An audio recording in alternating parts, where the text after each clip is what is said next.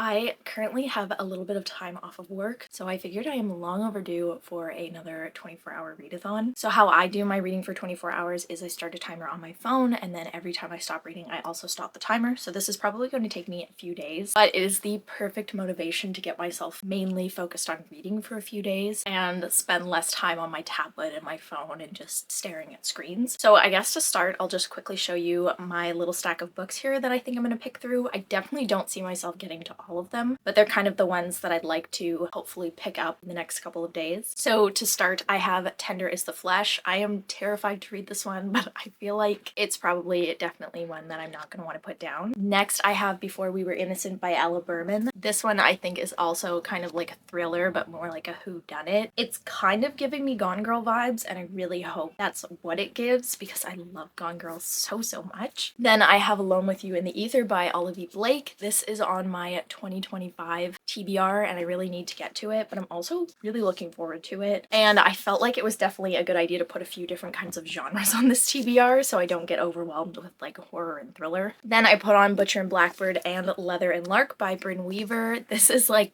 I guess, the best of both worlds. You get your romance, but you also get your horror-y thriller kind of vibes. I don't know. These definitely also seem like ones that I'm not going to want to put down. Next, I have Everyone's an Alien When You're an Alien 2 by Jomini Sun. Definitely a good idea to put some like cutesy little graphic novels on a 24-hour readathon TBR, just as kind of palette cleansers in a way. Also, this book is just beautiful, so I had to include it. Then I definitely want to get to I Want to Eat Your Pancreas. This is a manga. I think this is like every volume in one book, and it's supposed to be about a romance. That's really all I know. I don't really know why it's called I Want to Eat Your Pancreas. It sounds like it might be disturbing, but it also sounds like maybe the translation's a little off. I have no idea, but I know that one has very high reviews, so I can't wait to get into it. Then I put on another Agatha Christie, so this one is Poirot Investigates. I figured I could not go wrong with a classic. Then I put on Untethered Sky by Fonda Lee. This one I'm borrowing from someone, and I really need to get to it sooner rather than later, and also it is really short, so I figured it was like the perfect little shot of fantasy thrown into this TBR. Then if I'm still in the mood for thrillers, I put on She Is a Haunting. I think this is like a horror thriller where the house that this girl is living in does creepy things to her while she's asleep. And that's all I remember about it, but it sounds horrifying and I cannot wait to read it. Then I put volumes 6 and 7 of Lore Olympus on this TBR. I figured once again, if I wanted to read a graphic novel, these would kind of be perfect for that. And then lastly, I just put on the collection of poetry that I am already currently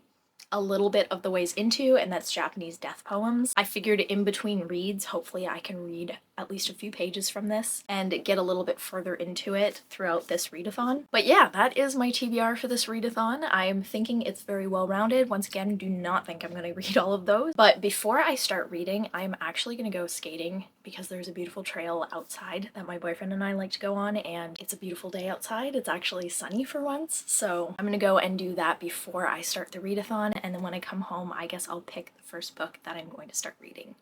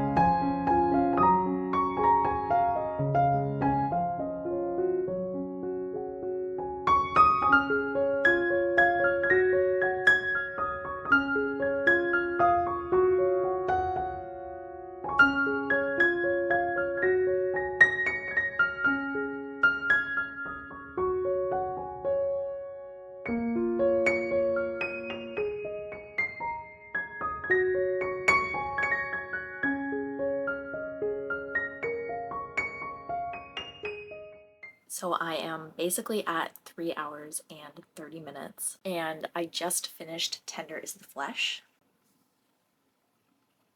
What the hell did I just read? I feel honestly kind of nauseous because of this book, and the worst part is that I'm slightly hungry, but I definitely don't ever want to eat anything ever again, so that's cool. Just I don't even know if I want to rate this book because it feels weird rating it. It was horrible, absolutely disgusting and awful and vile, but also very clever and definitely thought-provoking. It was a lot to read it all at once, I think, but I also think if I hadn't have done that, I would have put it down. I probably would have never wanted to pick it back up again. Eowyn is here for emotional support because she knows that that book was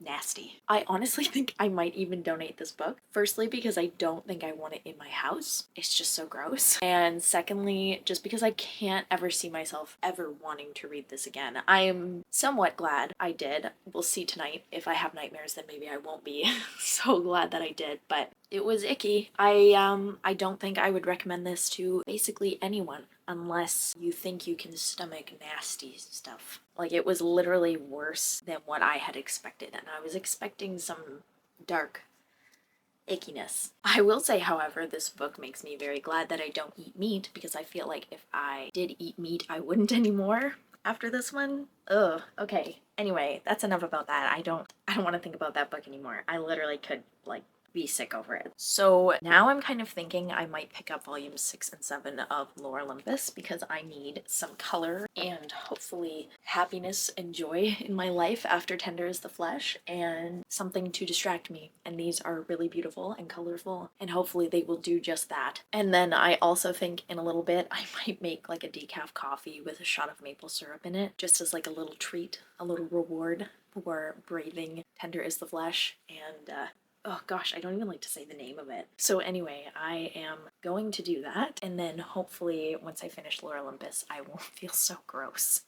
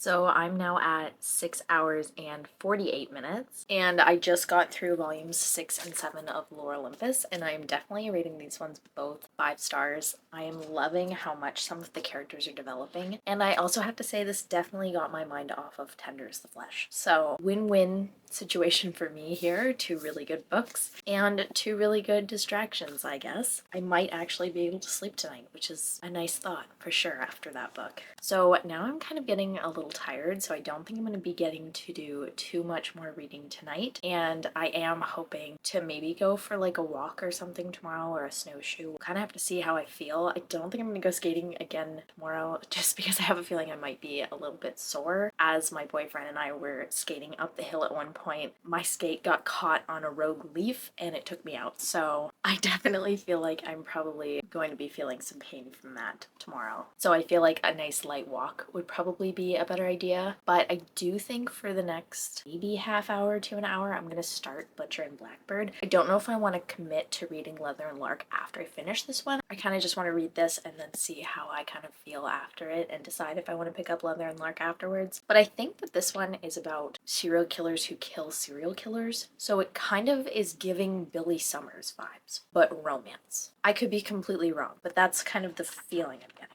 I don't know, definitely sounds good. I don't think it's going to be as gory and nasty as Tender is the Flesh, so I feel like it's an okay decision to make to read this before bed. Hopefully I'm not wrong. But anyway, I'm going to start this one right now, and we will see how far I can get tonight before I fall asleep.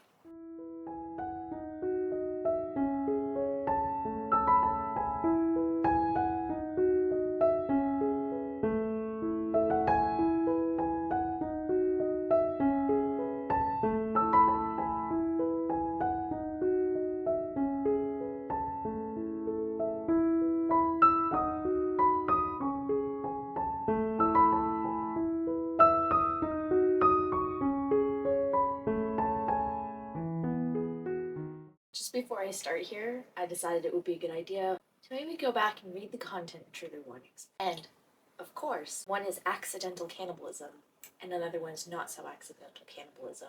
Like I didn't already read enough of that today. Well, what can you do, right? Hopefully it's not as bad.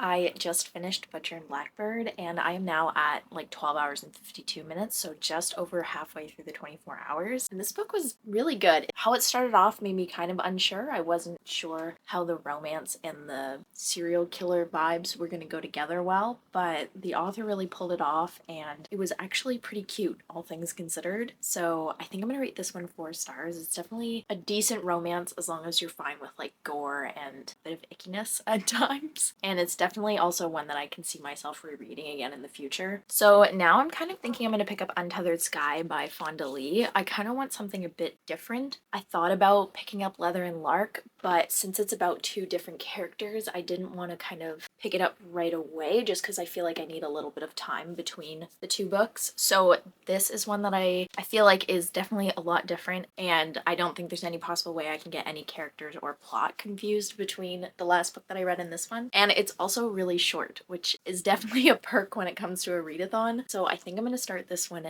now, and then when I finish it a little later, I'll see if I feel like picking up Leather and Lark yet or if I want to go with something completely different.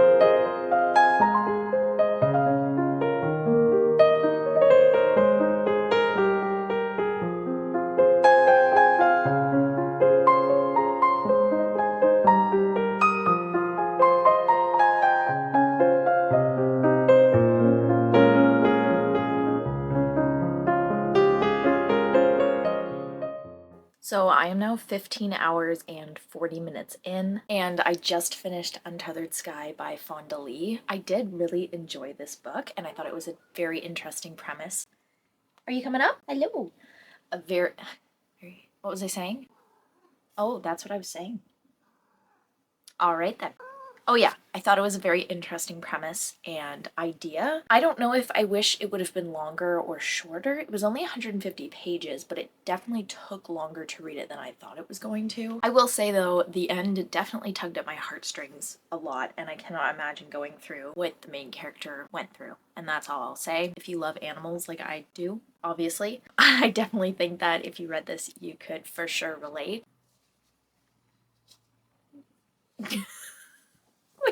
Will you knock it off? Come here. What are you doing? So anyway, I'm gonna rate this one 3 stars. It was really good, but I don't know that I'd ever read it again. It was kind of like a one and done for me, but it was a decent one-time read. So now I'm actually getting really tired. My eyes are super, super tired, and I also have a headache. So I don't think I'm gonna read anything else.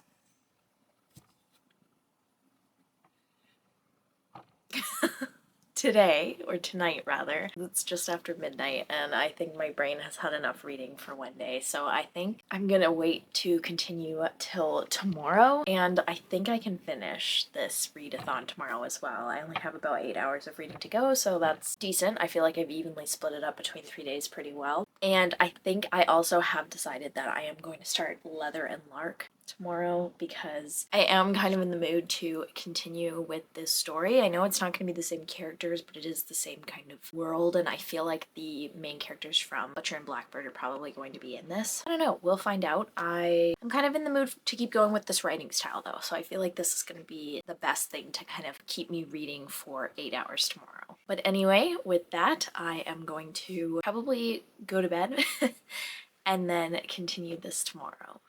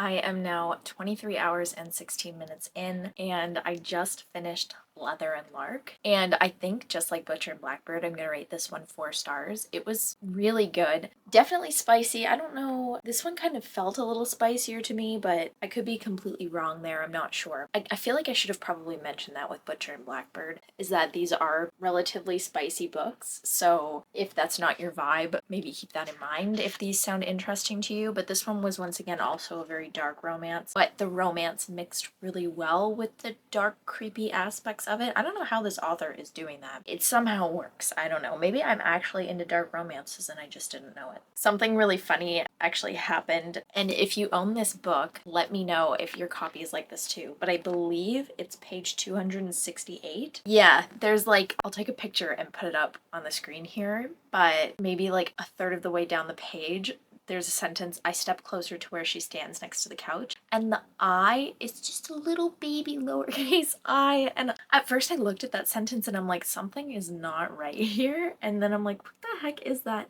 A cute little misprint. I know that's totally random, but I had a good laugh about that for like 5 solid minutes. So yeah, if you own this book, let me know if yours has that too, because it was really funny and definitely one of the weirdest little misprints I've ever seen. But anyway, those books were a lot of fun, and the third one comes out pretty soon. Honestly, it might already be out by the time I post this video. So at least I'm all caught up and I can just go ahead and jump right into that one. As for right now, since I only have like 45 minutes left, I figured I should probably pick up Japanese death poems because I said I was probably going to read it in between books and I just never did that. For the last 44 or 45 minutes of this readathon, I thought I should probably pick this one up.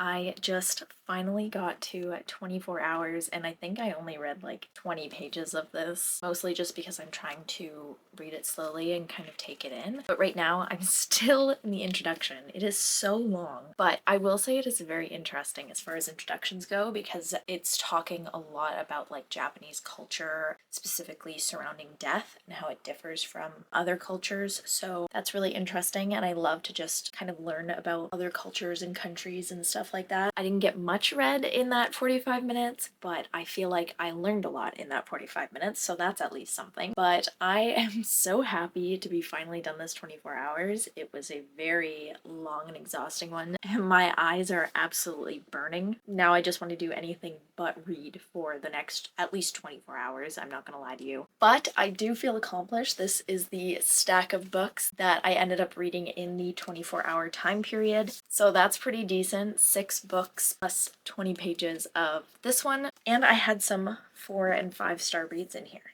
and one book that I don't ever want to rate and I want to get out of my house immediately, so that's fun. But yeah, I think that is going to do it for me for this video.